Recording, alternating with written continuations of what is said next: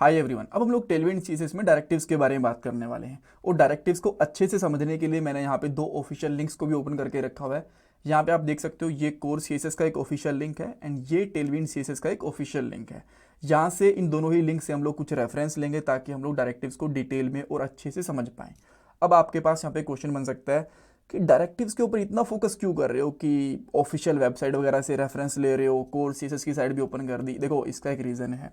अगर आप लोग टेलविंड सीएसएस को डिटेल और डेप्थ में समझना चाहते हो ना, तो आपको डायरेक्टिव्स के बारे में भी पता होना चाहिए। सारा फंडा टेलविंड सीएसएस में डायरेक्टिव्स का ही होता है, जो अभी आपको पता चल जाएगा।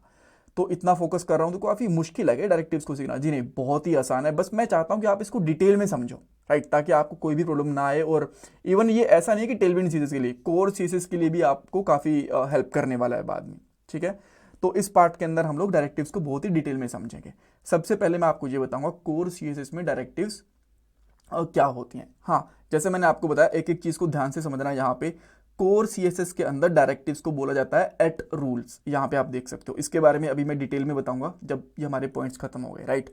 तो अगर आपको कहीं पे इस पार्ट के अंदर सुनने को मिले डायरेक्टिव्स या फिर एट रूल्स, दोनों का एक ही मतलब होता है। ठीक है, तो इसके बारे में कंफ्यूज होने की जरूरत नहीं है। बस कोर सीएसएस में इसको बोला जाता है एट रूल्स और टेलविंड सीएसएस में इसको बोला जाता है डायरेक्टिव्स। तो पहले इसको कोर सीएसएस में समझेंगे, देन टेलविंड सीएसएस में समझेंगे। और टेलविंड सीएसएस के अंदर ना तीन काफी इंपॉर्टेंट डायरेक्टिव्स होती हैं, which is at the rate Tailwind, then at layer, at the rate बोल दो, एट बोल दो, एंड देन एट अप्लाई। अब इन तीनों की हेल्प से हम लोग कुछ यहाँ पे एग्जाम्पल क्रिएट करेंगे और चीज़ों को एक एक करके बहुत ही डिटेल में समझने वाले हैं। ठीक है, इंटरव्यू क्वेश्चन जो भी इस पार्ट के अंदर हम लोग सीख रहे हैं कि एट रूल्स क्या होता है, डायरेक्टिव्स क्या होता है, डायरेक्टिव कोर सीएसएस में कैसे काम करती हैं, टेलविंड में कैसे काम करती हैं, एट टेलविंड डायरेक्टिव क्या करेगी, एट लेयर डायरेक्टिव क्या करेगी, एट अप्लाई डायरेक्टिव क्या करेगी, ये सारे के सारे अपने आप में इंपॉर्टेंट इंटरव्यू क्वेश्चन है। बिकॉज ये ना बेस है, फंडामेंटल चीज़ें हैं, राइट। सो बहुत सारे इंपॉर्टेंट इंटरव्यू क्वेश्चन बनेंगे, एक ही चीज़ को ध्यान से समझना। सबसे पहले बात कर लेते हैं कोर सीएसएस में एट रूल्स यानी कि डायरेक्टिव्स के बारे में। पहली चीज़ देखो, ये हमेशा स्टार्ट होती है एट द रेट के साइन से, और आपको यहाँ पे सेकंड में लाइन में लिखा हुआ मिल भी जाएगा, they begin with an at sign, यानी कि एट द रेट साइन के साथ मिलती हैं आपको, फॉलोड बाय आइडेंटिफाई, यानी कि उसके बाद उसका नाम आता है। ठीक है, बट ये करती क्या है? देखो, ये जो रूल्स होते हैं, डायरेक्टिव्स बोल दो या फिर एट रूल्स बोल दो, ये सीएसएस की स्टेटमेंट्स होती हैं जो इंस्ट्रक्ट करती हैं सीएसएस को, यानी कि सीएसएस को निर्देश देती हैं, डायरेक्शन देती हैं कि उसको कैसे बिहेव करना है। ठीक है, तो एट रूल्स की हेल्प से सीएसएस डायरेक्शन लेता है, इंस्ट्रक्शन लेता है और बताता है कि कौन सी स्टाइल कैसे काम करेगी, कौन सी प्रॉपर्टी कैसे काम करेगी, कैसे बिहेव करेगी, ये चीज़ें पता चलती हैं। आपने, आई एम 99% श्योर कि कहीं ना कहीं पे एट रूल्स यानी कि डायरेक्टिव्स को सीएसएस के अंदर भी यूज़ करा होगा। आप बोलोगे शायद नहीं करा, मैं आपको दिखाता हूँ दो एग्जाम्पल, और बहुत ज़्यादा चांसेस है कि सेकंड वाला आपने यूज़ करा भी होगा।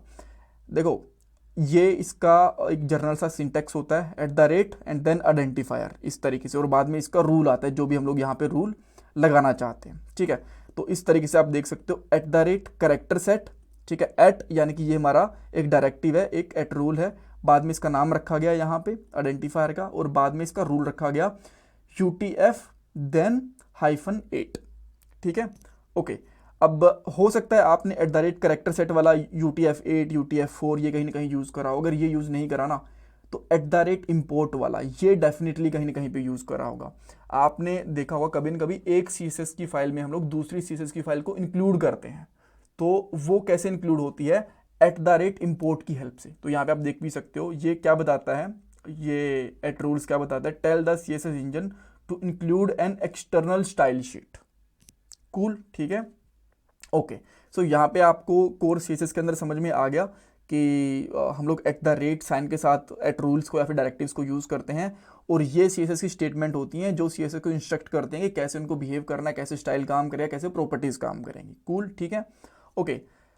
देन अब टेलविंड सीएसएस में डायरेक्टिव्स या फिर एट रूल्स क्या होते हैं? देखो, टेलविंड सीएसएस के बिना अपने खुद के कुछ ना कुछ डायरेक्टिव्स कह सकते हो या फिर एट द रेट रूल कह सकते हो, वो बने हुए होते हैं, और वो भी यही काम करते हैं, कुछ ना कुछ स्पेशल फंक्शनैलिटीज देते हैं आपकी सीएसएस को एंड टेलविंड सीएसएस को, ताकि आप अच्छे से और बेहतर तरीके से और आराम से चीज़ों को कर पाओ, स्टाइल कर पाओ। ठीक है, ठीक है, यहाँ पे एग्जाम्पल देता हूँ। सो इस सिंटेक्स को आप ध्यान से देखो, यहाँ पे लिखा हुआ है at then identifier, then rule. तो इसी तरीके से हमारे पास एक टेलविंड करके डायरेक्टिव होती है, यहाँ पे @ लिखा हुआ है, देन ये हमारे डायरेक्टिव का नाम यानी कि आइडेंटिफायर, एंड देन इसका रूल। अब इसके अंदर 3 रूल्स बनते हैं, @ Tailwind base, component and utility. अब आप बोलोगे यार ये कहीं देखे देखे लग रहे हैं। अगर आप ना यहाँ पे देखो, जो इनिशियली जब हम लोग प्रोजेक्ट इंस्टॉल करते हैं तो या तो आप लोग input.css वाली फाइल बनाते हो, style.css वाली फाइल बनाते हो, और इसके अंदर यहाँ पे आप देख पा रहे हो इस डायरेक्टिव्स को यूज करा है हमने, बेस, कंपोनेंट एंड यूटिलिटी। अब ये डायरेक्टिव्स करते क्या है, देखो ध्यान से सुनना जो मैं बोल रहा हूँ। जो बेस होता है ना, ये जो एक HTML एलिमेंट होता है उसका एक डिफॉल्ट स्टाइल होता है, उसको चेंज करता है, बिल्कुल इसको प्लेन कर देता है, ठीक है। उसके बाद में कंपोनेंट क्या करता है, इसके बारे में आने वाले पार्ट में पढ़ेंगे। टेलविंड सीएसएस के अंदर भी कुछ कंपोनेंट्स होते हैं।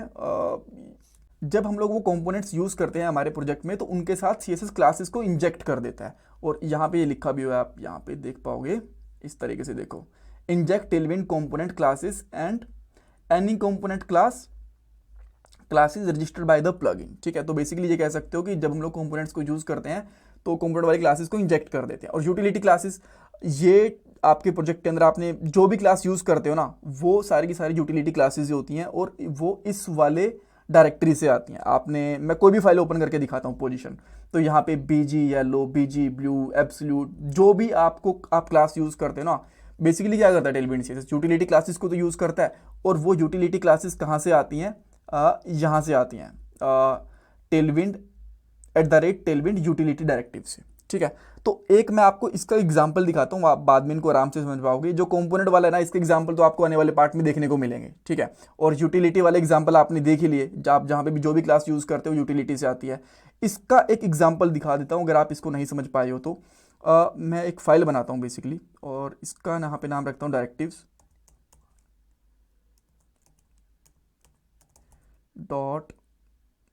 .html, और इसके अंदर जो टाइप होती है उसको मैंने फिक्स कर दिया। देन मैं यहाँ पे एक HTML फाइल लिखता हूँ बेसिक सा, एक्स्ट्रा चीज़ें मैं यहाँ से हटा देता हूँ। यहाँ पे आप लिख सकते हो डायरेक्टिव्स, यहाँ पे हमें और भी एग्जांपल देखने हैं। इस वाली ई को हटा देते हैं, एंड यहाँ पे लिखते हैं इन टेलविंड CSS, ठीक है, कूल। अब देखो, मैं यहाँ पे जैसे ही लिंक को ऐड करूँगा आउटपुट वाले को, उसके बाद में यहाँ पे एक h1 टैग लेता हूँ और यहाँ पे लिखता हूँ हेलो। तो आप देखोगे ना, अच्छा इसको यहाँ पे रन भी करना पड़ेगा, एक्चुअली लाइव सर्वर के साथ ओपन करना पड़ेगा।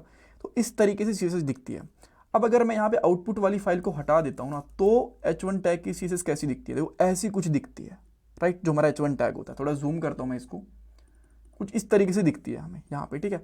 तो जब हम लोग यहाँ पे आउटपुट लगाते हैं तो क्या होता है ना, जो ये बेस डायरेक्टरी होती है ना टेलविंड CSS की, ये सारे के सारे HTML एलिमेंट की जो बाय डिफॉल्ट स्टाइल होती है उसको कंट्रोल कर देती है, उसको हटा देती है, और सबको ऐसा ही दिखता है, ठीक है। अगर मैं अब यहाँ पे देखो, इसको हटाया मैंने, यहाँ पे एक h1 टैग बनाया और एक मैंने यहाँ पे बटन बनाया, यहाँ पे लिख दिया एप्पल, बिल्कुल अलग अलग दिख रहे हैं। इसकी स्टाइल देखो, इसकी स्टाइल देखो। एंड अब मैं यहाँ पे क्या करता हूँ, सिंपल सी लगाता हूँ स्टाइल, और अब दोनों सेम दिख रहे हैं, राइट, कोई फर्क ही नहीं है।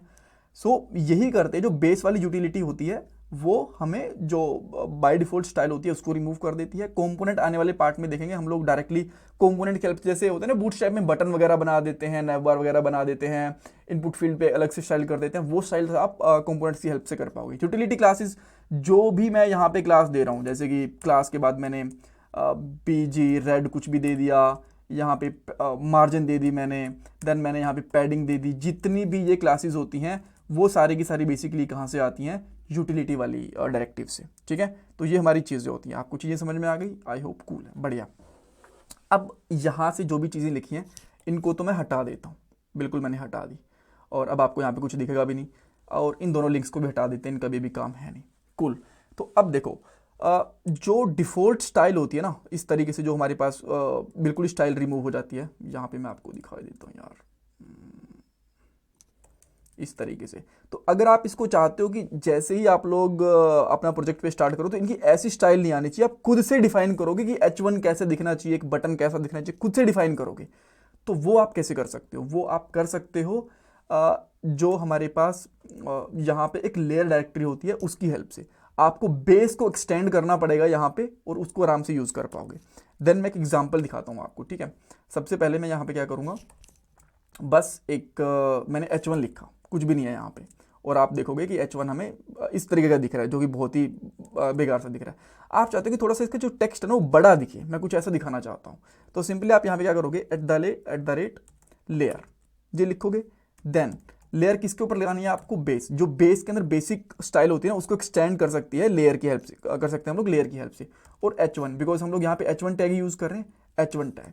और H1 टैग में मैं यहाँ पे क्या करूँगा, फॉन्ट साइज यहाँ पे कर देता हूँ 24 pixel and there we go. अब थोड़ा सा बड़ा हो गया, थोड़ा छोटा लग रहा है तो एक काम कर देते हैं 50 पिक्सल कर देते हैं। अब थोड़ा बड़ा दिख रहा है आपको, कूल। इस तरीके से कर सकते हो। अब ये आपने डिफाइन कर दिया, ठीक है, अब इसको भूल जाओ। अब जब कभी भी आपको H1 टैग यूज करना होगा, मान लो आपने यहाँ पे यूज करा ना, तो आपको H1 टैग ऐसा ही दिखेगा। तो कहने का मतलब ये है कि अगर आपको ऐसा लग रहा है कि आपके प्रोजेक्ट के अंदर H1 टैग इतना ही बड़ा दिखना चाहिए, तो इस तरीके से यहाँ पे आप डिफाइन कर सकते हो, ठीक है। अब मैं अगेन यहाँ पे एक H2 टैग भी ले लेता हूँ, एक ही काफ़ी है हमारे पास यहाँ पे, ठीक है। एक मैं H2 टैग ले लेता हूँ, यहाँ पे भी लिख देता हूँ हेलो H2 और यहाँ पे लिख देता हूँ हेलो H1, ठीक है। तो H1 दिख रहा है आपको, H2 छोटा सा दिख रहा है। और सेम मान लो यहाँ पे मेरे पास H3 भी है, इसको भी कर देता हूँ H3 कर देता हूँ, इसको हटा के एंड यहाँ पे हम लोग लिखेंगे हेलो H3। तो ये दोनों सेम दिख रहे हैं, कोई डिफरेंस ही नहीं पता चल रहा। बट मैं चाहता हूं कि भाई ऐसा नहीं होना चाहिए, H2 का थोड़ा सा स्टाइल अलग, H3 का थोड़ा सा स्टाइल अलग होना चाहिए। तो मैं यहाँ पे आके जैसे मैंने यहाँ पे स्टाइल चेंज करी है ना, इसी तरीके से यहाँ पे H2 के लिए लिखूंगा फॉन्ट साइज और यहाँ पे कर देता हूँ लेट से 40, ठीक है। और यहाँ पे H3 के लिए भी कर देता हूँ फॉन्ट साइज 30। और अब हम लोग यहाँ पे आते हैं, तो यहाँ पे कोई चेंज नहीं दिख रहा मुझे, बिकॉज यहाँ पे हमको H3 इस तरीके से लगाना है। लेट मी सी, मैंने कुछ गड़बड़ करी क्या, कर दी ना। यहाँ पे पिक्सल भी तो लगाने पड़ेंगे, अदरवाइज काम कैसे करेगा।